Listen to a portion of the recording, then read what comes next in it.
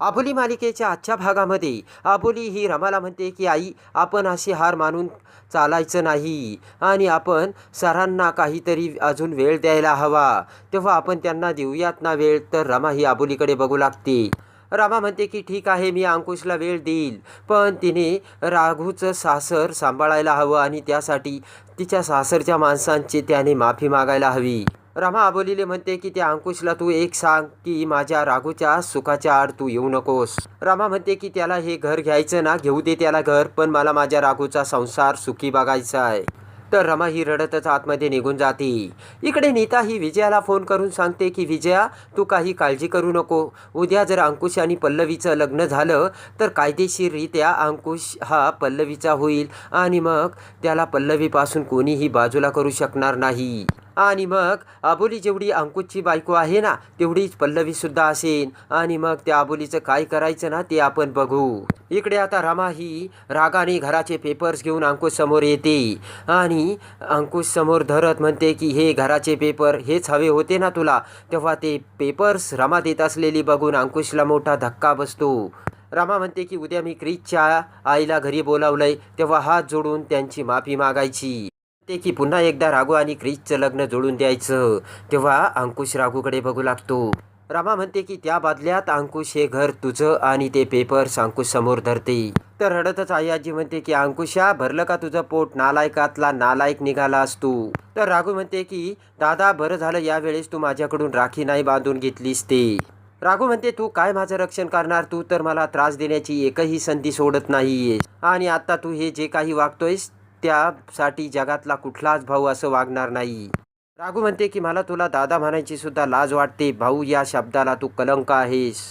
तर राघू ही रमाला म्हणते की मला नाही करायचं लग्न, पण ह्या असल्या भावाला घर द्यायची काहीच गरज नाहीये आई. हा या घरात राहण्याच्या सुद्धा लायकीचा नाहीस. तेव्हा आई, याला या घरातून बाहेर काढण्याच्या बदल्यात तू याला घर काय देतेस.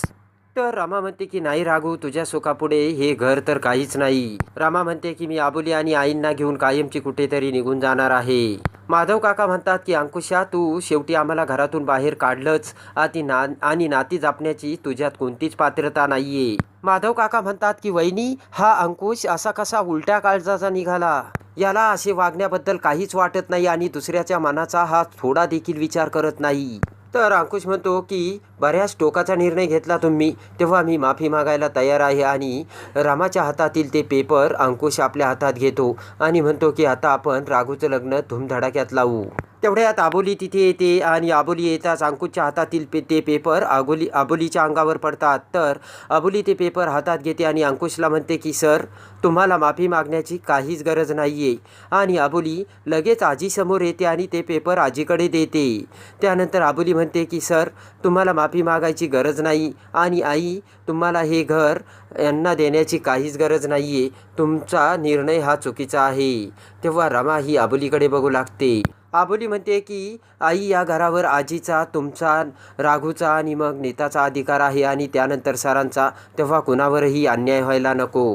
तर रमा म्हणते की राघूच्या संसारापुढे आणि सुखापुढे मला या घराचं काहीच महत्त्व नाही आहे. तर आबोली म्हणते की तुम्ही काही काळजी करू नका, मी क्रिसच्या आईंना सांगून आले की अंकुश सरांची मेमरी आत्ताच परत आली, पण ते पूर्णपणे ठीक झालेले नाही आहेत. आबोली म्हणते की त्यांना खरं वाटावं म्हणून मी डॉक्टरांचंही त्यांच्यासोबत बोलणं करून दिलं.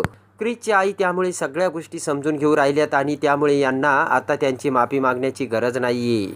तर अंकुश लगेच म्हणतो, म्हणजे त्यांच्यासमोर मला वेडा समजून आली ना तू. ते की सर, मी जरी हे असं केलं नसतं तरी सगळ्यांसमोर हा प्रश्न उभा राहिला असताच, कारण सगळ्यांच्या समोर आता प्रश्न आहे की तुम्ही हे असं का वागलात म्हणून. आबोली म्हणते की बहिणीच्या लग्नात तुम्ही असा तमाशा घातला आणि साखरपुडा मोडला, असं का केलं तुम्ही.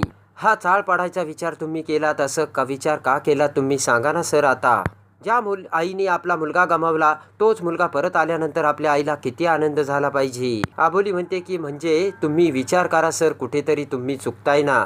आबोली म्हणते की म्हणजे नक्कीच काहीतरी प्रॉब्लेम आहे आणि एका बाजूने आम्हा सर्वांना वाटतंय तुम्ही अंकुश सर नाहीच आहेत. आबोली म्हणते पण दुसरी गोष्ट अशी की तुम्हाला अचानक सर्व आठवल्यामुळे असं घडतंय. आबोली म्हणते की म्हणूनच आपल्याला डॉक्टरांकडे जाऊन उपचार घ्यावे लागतील, तरच सर्व ठीक होईल. तर नीता दरवाजाच्या आडून त्यांचे बोलणे ऐकत असते आणि ते बोलणे ऐकून आता अंकुशला मोठा धक्का बसतो. त्यानंतर आबोली ही अंकुशचा हात धरत म्हणते की घरातलं प्रत्येक व्यक्तीचं तुमच्यावर प्रेम आहे. I love you sir. तुम्ही काही काळजी करू नका, मी तुमच्यासोबत आहे. आबोली म्हणते की सर तुम्ही खूप चांगले आहात, पण कदाचित तुम्हाला या सर्व गोष्टींचा त्रास होत असेल म्हणून तुम्ही असे वागताय.